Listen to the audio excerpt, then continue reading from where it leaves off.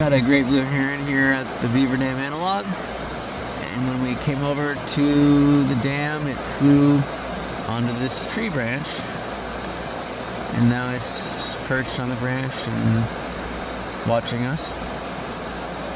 Beautiful.